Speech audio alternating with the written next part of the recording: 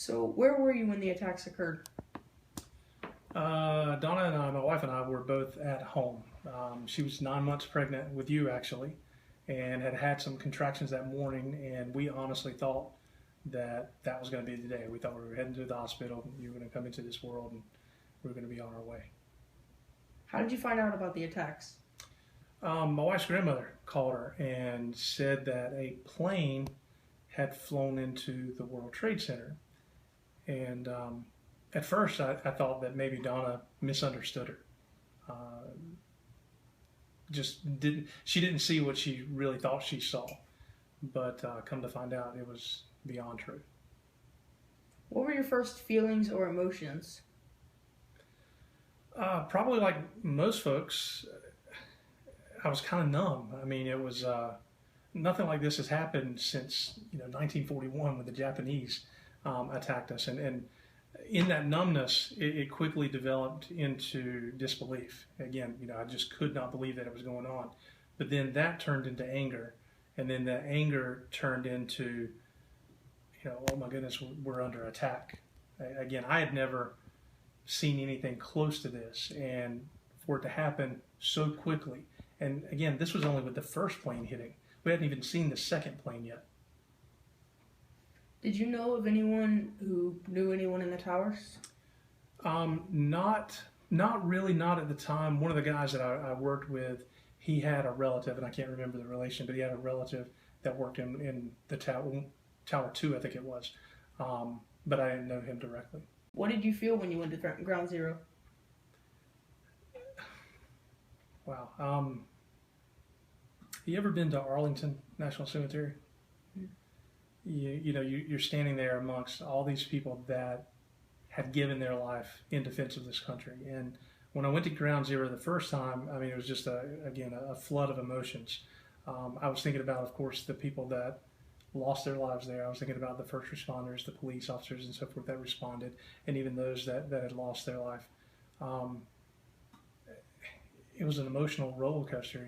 Again, you walk up and there's this huge hole in the ground with a fountain. And it's amazing to think that just above that fountain, 3,000 and some odd people lost their life. So again, it's a somber feeling, but then the anger comes back in, then the whole pride in America, pride in the ability for us to take a tragedy like 9/11 and turn it on its head. Never forget, number one, but use that as fuel to bring our country together. Have you ever been to any other memorials relating to 9/11? Yeah, I visited the Pentagon Memorial as well, and that was actually the first one that I ever went to. That one was incredibly impactful for me because I've done business in the Pentagon. I know where the plane hit. And when you look at that memorial, it's, I forget how many people lost their lives on that plane, but they have a monument or a pillar for each person. And each one of those pillars face or kind of bow down. They almost look like airplane seats that aren't sitting like this. They're sitting over and they're bowing down directly toward where the plane hit, the Pentagon. It's just if you understand the size of the Pentagon and the parking lots, this memorial takes up an entire parking lot there right by the building. So it's maybe because it's a place that I have been to and done business in before, that one hit me a little differently than Ground Zero. Do you ever relive what you felt on that day whenever you read articles or watch videos? I don't think you could, unless you had a family member there, I don't think you could ever relive those emotions. It's kind of like I had just actually gotten out of the military in January of 01, and so when all of this went down, I immediately started thinking, hey, I'm on inactive reserve now. I can be called up again. I'm picturing this is war. This means war because we were attacked on sovereign soil, and so when I think about everything that went on there and I try to relay that into emotions nowadays, it's definitely been diluted, which is scary in one regard, but it's also somewhat refreshing because anyone who remembers that day remembers just the weight of the situation, and they remember um, the emptiness in their core, and that's a feeling like you never want to experience again. And I don't know if people just build up walls, if I just build up walls around that, but it's one of those things where there's still emotion attached to it, but it's definitely not to the degree that it was. How did the nation and its leaders come together after 9/11? It wasn't just our nation. All the world powers came together. There are monuments in New York right now from the Soviet Union or from Russia that are across the river. They actually look directly at where the Twin Towers were standing. But our leaders came together. I think they were kind of in shock and awe as well. We have the strongest military. We have the best lines of defense, et cetera. And then for someone to hit us from the inside, not just at the Twin Towers, but at the Pentagon, and then again in Pennsylvania where the plane crashed in the field. To think about that happening on a major scale like it did is incredible. It's also scary in the fact that it happened before, it could happen again, but our leaders came together and put certain restrictions in place. I mean, the whole birth of the TSA and different organizations are definitely designed to mitigate that, but the opportunity and the risk is still there. What role do you think the passengers, airlines, airport authorities, and other officials should play in air travel security? Well, I travel a lot, and I hate long lines. I hate, having to take off my shoes and all this other stuff. I understand why we do it. I think that technology needs to play a larger role in that. I think there's some things that we do that I feel like we're just going through the motions, and it's hard for me to understand why we do certain things. Again, when you travel 2 and 3 times a week like I do, it's one of those things where you kind of get used to it, you expect it, but it's still one of those things where I think it can get better. It could be a lot worse. I mean, we hear the reports all the time about TSA missing all of this stuff in test runs and so forth. But I also hear about things where TSA, FBI, CIA, all of those guys stop things from happening, which is wonderful, and that's what they're designed to do.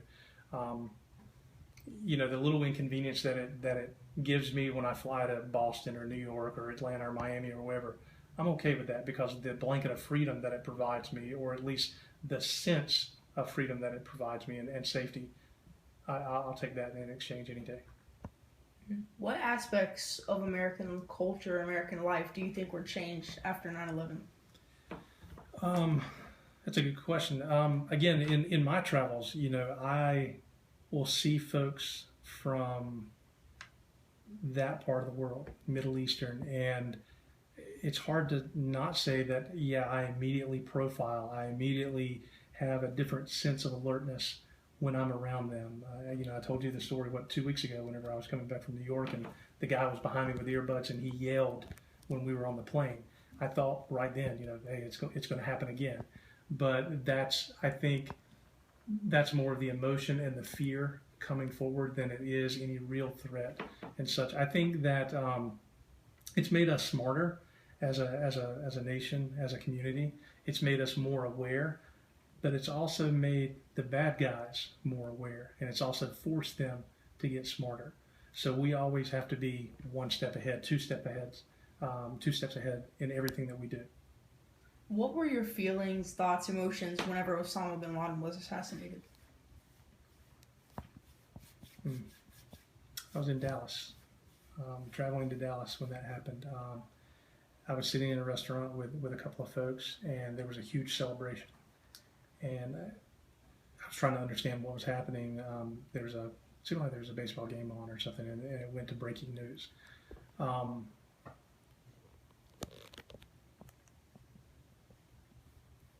The military side of me looked at it and said, all right, job well done, that's 1 down. That whole ideology, there's no single clear-cut leader. Like in America, the president is our CEO, the president is our commander-in-chief. And typically if you cut the head off of the leader, not figuratively, but if you remove the leader, the rest will come crumbling down, especially when you look at third world or clan type communities. That's not the case with Al Qaeda, with a lot of terrorist organizations. I mean, their job, first and foremost, isn't to kill someone, it's to inflict fear, to scare, to terrorize.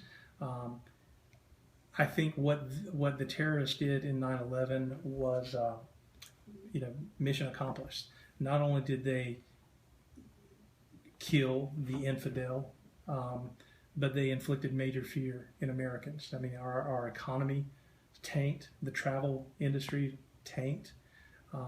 It was a scary point. So when Osama was, when bin Laden was killed, there was a feeling of relief, but it was also who's next, right? Who's the number 2? Who's the number 3? Who's the number 4 guy? Who's now going to step up and take the reins? Do we know who that person is? Do we know what he's like, what he's not like? So again, I'll use kind of the same emotions as before. There was joy, there was fear, there was uncertainty in it as well. Are there any lessons to be learned from what happened on 9/11? Any lessons to be learned?